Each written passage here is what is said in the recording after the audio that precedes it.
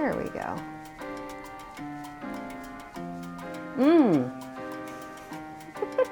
That was a visceral response. It is so good. Hey everybody, it's Amanda. I am about to show you how to make a leftover turkey soup because I'm guessing lots of you guys have leftovers. What I love about this soup is that it's so straightforward, like no fancy tricks. It's really just a classic turkey soup that you can like then take in a lot of directions depending on your taste. So it has sort of classic mirepoix, celery, carrot, and onion. Personally, I'm not a big celery fan. I think I once read that Thomas Keller doesn't like celery in his mirepoix either, and so I was like, I felt some kind of validation there.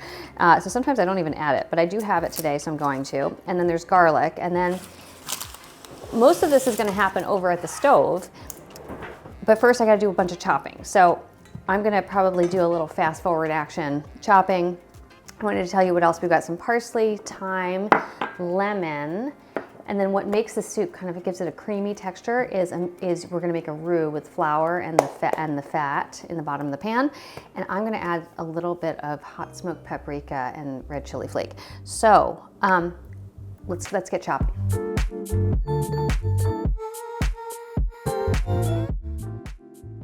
Time to make some soup. And it is not gonna take long at all. So I'm gonna heat 2 tablespoons of olive oil in a big soup pot. I'm using my 5-2 pot.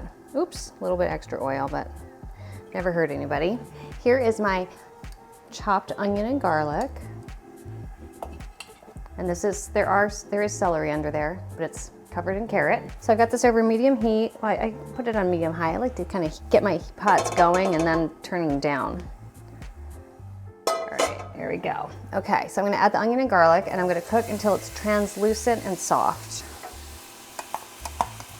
Which is probably gonna take a few minutes because it's actually a fair amount of garlic and onion. Give it a stir so that it all gets coated. There we go. That's before it's translucent. And then we're gonna come back when it's translucent. The onions went a little bit too far. They're a tiny bit brown on the bottom, but they're mostly just translucent, which is nice. And now, I'm going to add a bunch of fresh thyme that's been, it calls for dried thyme, but we're using fresh. All right, I'm gonna stir that in, let it get fragrant.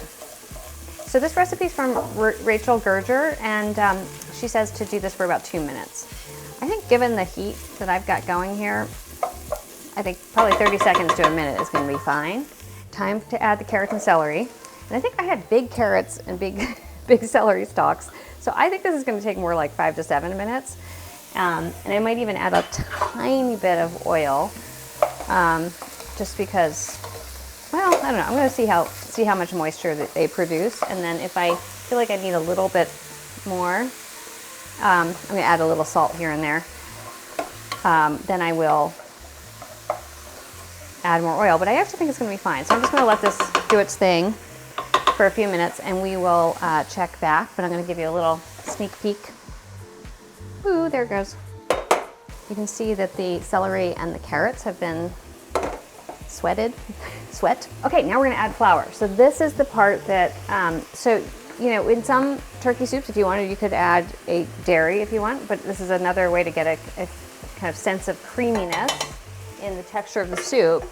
So we're adding actually a fair amount of flour, 1/4 cup of all-purpose flour. And what you want to do is you want to stir it in really thoroughly and cook the flour before you add the stock. So you're going to cook it for, let me see, 3 minutes it says. You want to stir this until like all the lumps of flour are broken up and the vegetables are coated with flour. So mine took more like 2 minutes. All right, now we are going to add the turkey stock. Okay, here we go. So, in it goes, stirring constantly. Okay. Whoa, whoops, don't do that. Okay, so now I have turkey stock everywhere. Okay. All right, my flour was kind of cooked onto the bottom. I think it'll loosen up as it goes, but I'm gonna give the pot itself a stir or a scrape because I don't want it to burn onto the bottom. Okay, and then what's great about this is that we're almost done. My stock was already pretty well seasoned, so I'm not gonna add salt and pepper yet. But if yours is not seasoned, you should totally add yours now. And then the other thing you're gonna do is add the turkey. So I've got lumps of turkey meat. Can get it from the breast, the legs, whatever parts you like, or whatever parts are left over. And toss that in there. Now the turkey's already cooked, right? So you're really just kind of like moistening it here, and we're gonna simmer it for 20 minutes. And then until the liquid has reduced a little and has slightly thickened. And like it's already starting to thicken, you can sort of see it coming together. This is gonna be so great.